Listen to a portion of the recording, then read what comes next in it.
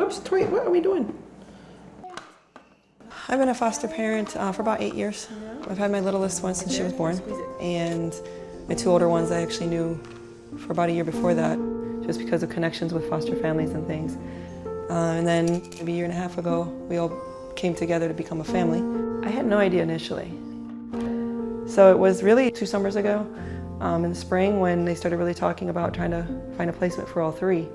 Once they started talking about that real seriously, I asked if I could be considered. So we had a lot of conversations around that. They were worried because, by myself doing it, and thought I was a little crazy. They asked me a lot of things, and then at the beginning of the summer, they moved the other 2 in to try it out, and within a couple of weeks, they said, okay, we're not looking at anybody else. Let me show you. Here, put this inside. Tori, she's the youngest. Put this right there. She's a little over 2 now, and I've had her since she was born, right from the hospital. She's just full of personality. Loves to be funny, loves to cuddle, very, very independent. She's my little Miss Independent. But loves her brother and sister.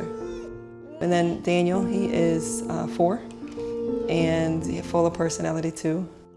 My little hugger, he loves to hug, he loves to smile.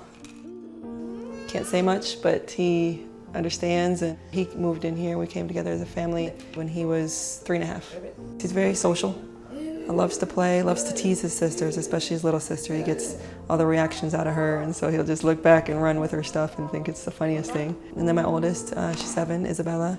She is a really good big sister. She loves her little brother and sister. She loves to take care of them, look after them, and still trying to just be a 7-year-old too and play, and works really hard in school.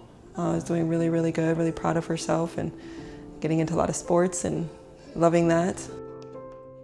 There were times along the way that, it was a lot. I was a little worried or fearful. Not worried as far as would I change my mind. It was never a question, but just really trying to think it through, and how am I going to do this? And I have a lot of faith, and I pray a lot. I have good support with friends and family, and as far as what I could tell another family or another parent, we can give so much more than we realize. These kids, they just need love, they need family, they need someone who's going to give their best.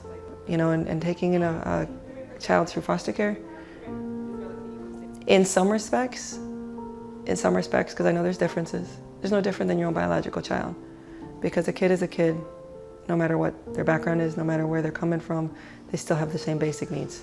They're my kids, they're my babies. So we're just moving forward and working on healing where it needs to happen. And that's something that's going to happen throughout life, because even what we process now, as age and maturity grow, what we may have processed before is going to need to be processed again at a different level. And so being ready for that and enjoying everything as much as we can.